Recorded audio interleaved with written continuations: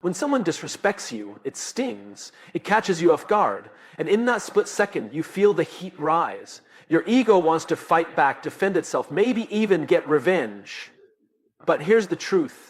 When someone disrespects you, it's easy to take it personally. It's natural to feel hurt, angry, or even embarrassed. But the truth is, their behavior is a direct reflection of them, not you. The way someone chooses to speak to you, treat you, or belittle you reveals more about their inner world than anything about your character or value. Disrespect often comes from a place of insecurity, pain, fear, or frustration.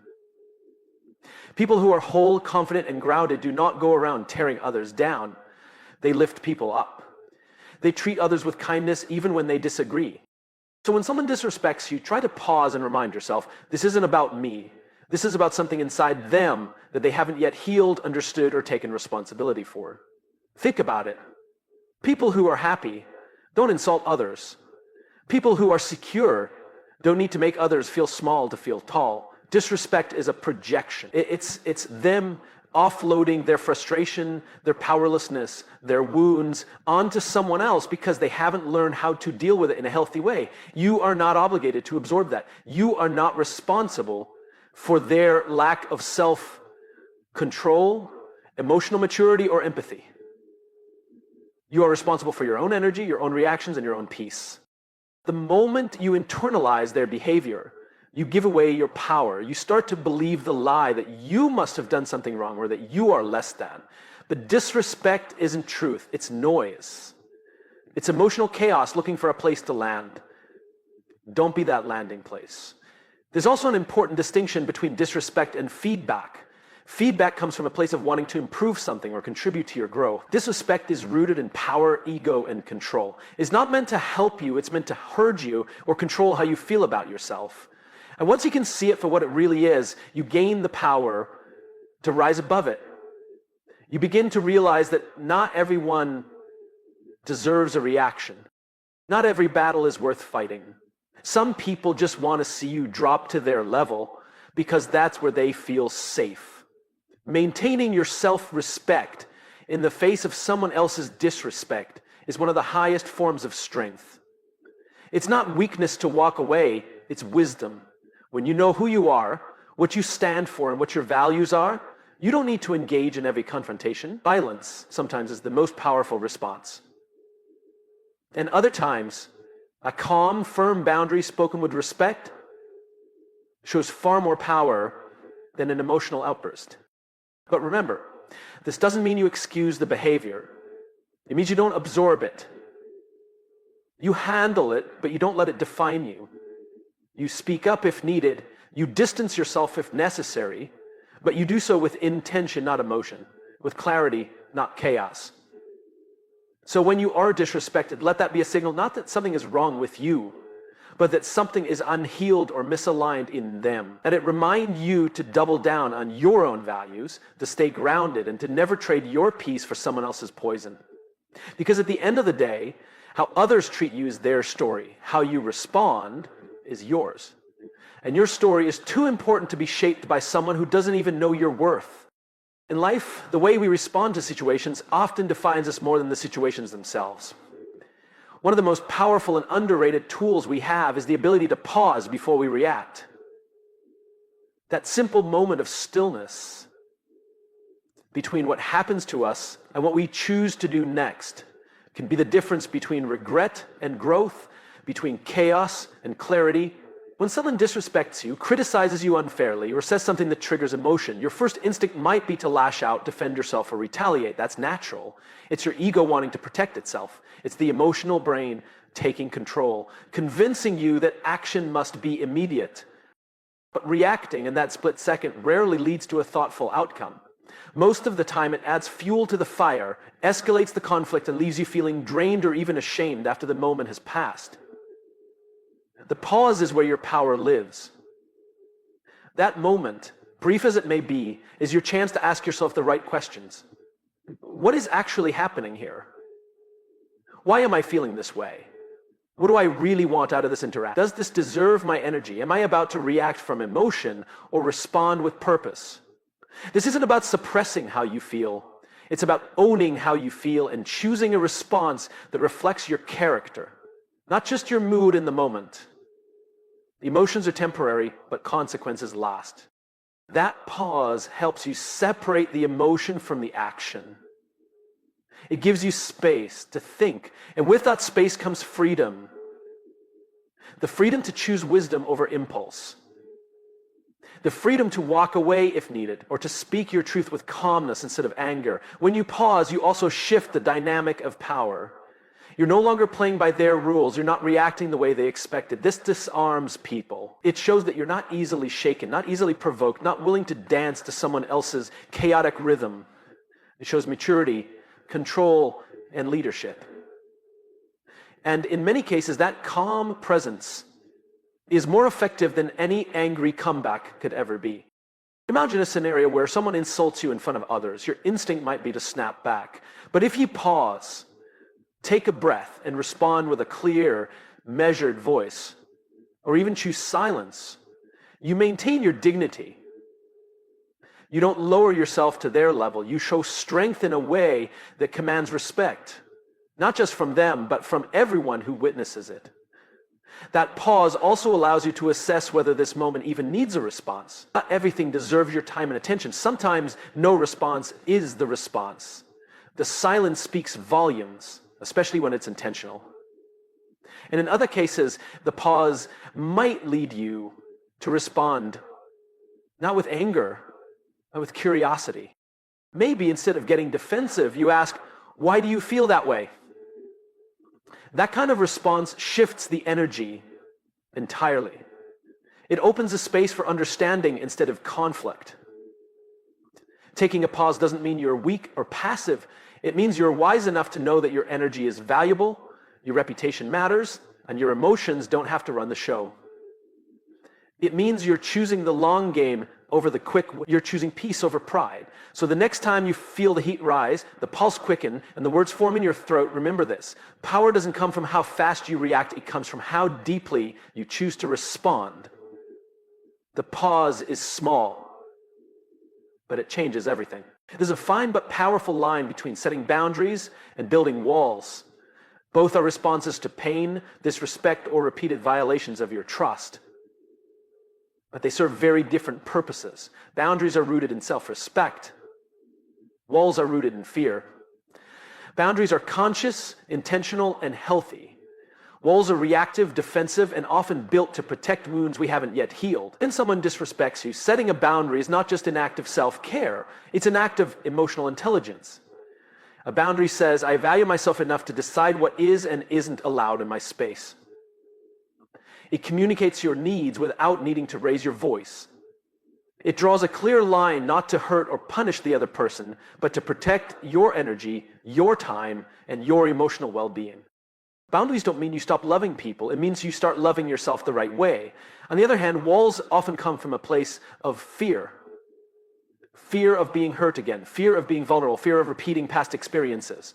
And while they might give you a false sense of safety, they also keep out connection, intimacy, and growth. Walls shut everything out. Boundaries let the right things in. The challenge is learning how to stand firm without closing off, to be strong without becoming cold. When someone crosses a line, setting a boundary can be as simple as saying, I don't accept being spoken to like that, or I need space right now. You don't need to explain yourself endlessly or justify your limits. People who respect you will adjust. People who don't will resist, and that resistance reveals a lot. Someone who gets angry when you set a boundary was benefiting from your lack of one. It's important to understand that setting boundaries isn't about changing others, it's about changing how you engage with them. You can't control how someone acts, but you can control what you tolerate. You don't need to cut people off every time things get uncomfortable, but you do need to stop shrinking yourself just to keep the peace. Peace that comes at the cost of your self-respect isn't peace. It's quiet suffering. Also, boundaries aren't one size fits all. They depend on your values, your experiences, and your personal thresholds. What matters is that you're clear on what's okay and what's not okay for you. And once you're clear, consistency is key. A boundary that's not enforced is just a suggestion. The more you honor your own boundaries, the more others will too. You teach people how to treat you, not by what you say, but by what you allow. It takes courage to set boundaries, especially if you're someone who's used to pleasing others or keeping the peace at your own expense. But each time you do it, you reinforce to yourself that your needs matter, your voice matters, and your peace is worth protecting. Walls keep you safe in the short term, but lonely in the long run. Boundaries may feel uncomfortable at first, but they lead to more honest relationships, better communication, and stronger self-worth. One pushes people away out of fear. The other invites healthier connection out of love. Love for yourself and for the life you're trying to build. So don't be afraid to speak up, to say no, to step back when necessary. Boundaries are not selfish, they are sacred. They're not about making life harder, they're about making your life yours. In a world that constantly tells you to look the part, to appear composed, successful, and unaffected, it's easy to fall into the trap of protecting your image instead of protecting your energy. We're conditioned to care deeply about how we're perceived, to prove ourselves, to look unbothered, to maintain an identity that pleases others. But the truth is, image is external. Energy is internal. And no image is worth maintaining if it comes at the cost of your peace. Protecting your image means trying to look strong even when you're exhausted, pretending you're okay when you're not, smiling through disrespect to avoid conflict. It means saying yes when your body is screaming no just so you don't disappoint anyone. It means tolerating situations that drain you because walking away might make you look bad. But at what cost? Your energy is your life force. It's the fuel behind your focus, your creativity, your presence. If you spend all your time defending your image, your energy gets depleted, and eventually so does your joy. People may admire your image, but they're impacted by your energy. You can walk into a room looking perfect on the outside, but if your spirit is tired, disconnected, and resentful, people feel that. Authenticity has a frequency, and you can't fake it for long. The most powerful presence doesn't come from looking untouchable. It comes from being real. It comes from being honest with yourself about what nourishes you and what drains you, and then making decisions that align with that truth, even if others don't understand. Protecting your energy means choosing rest over hustle when your body needs it. It means removing yourself from conversations that feel heavy, draining, or disrespectful, even if staying would have saved your reputation in someone else's eyes. It means walking away from relationships where you constantly have to shrink or prove your worth. There's a moment that exists between what happens to you and how you choose to respond. In that moment lies your power. The power to decide whether you react from emotion or respond with purpose. Emotions are natural, human, and valid, but when they take the wheel, they can lead us to say or do things we later regret. Purpose, on the other hand, is steady. It's rooted in clarity, intention, and self-awareness. When you respond with purpose instead of emotion, you protect your integrity, preserve your energy, and take control of your own narrative. Life will challenge you. People will offend you, underestimate you, ignore you, or try to provoke you. And in those moments, your emotions will flare up. Anger, frustration, sadness, pride, they'll all try to speak first. But if you allow every feeling to dictate your next move, you hand your power over to the situation. You become reactive, impulsive, and often misaligned with who you truly want to be. Responding with purpose doesn't mean you suppress your emotions. It means you honor them, pause, and then ask yourself a deeper question. What is the outcome I want here? That question changes everything. If your goal is to be heard, yelling may not serve that. If your goal is to maintain peace, proving a point might not be worth the energy. If your goal is to grow, staying curious rather than defensive might bring more clarity. Purpose pulls you back from reacting blindly and guides you toward responding wisely. Consider a moment when someone disrespects you publicly. Your emotional brain wants justice. It wants to fire back. It wants to remind them and everyone else who they're dealing with. But your purpose may want something different. Maybe your purpose is to be a leader, to be composed, to stay in alignment with your values. In that case, responding with purpose might look like calmly stating your boundary, then maybe it's silence. Because not every jab deserves your attention. That's not weakness, that's wisdom. When you respond with purpose, you protect your peace and preserve your energy. You begin to act from a higher level of thinking rather than a lower level of reaction. It's easy to clap back. It takes strength to stay grounded. It's easy to get triggered. It takes self-control to stay intentional. And the more you practice it, the more powerful you become, not just in how you handle conflict, but in how you shape your life. People will often try to provoke a reaction because it gives them control. But when you don't bite, when you don't let them push your buttons, you're showing them something stronger than anger. You're showing them presence. You're showing them that you're not at the mercy of anyone else's behavior. You're grounded in your own purpose. This applies not only to conflict, but to everyday situations. Criticism at work, disagreements with loved ones, unexpected setbacks. And if you always respond emotionally, your life becomes a roller coaster of reactions. But if you commit to responding with purpose, you create consistency, confidence, and clarity.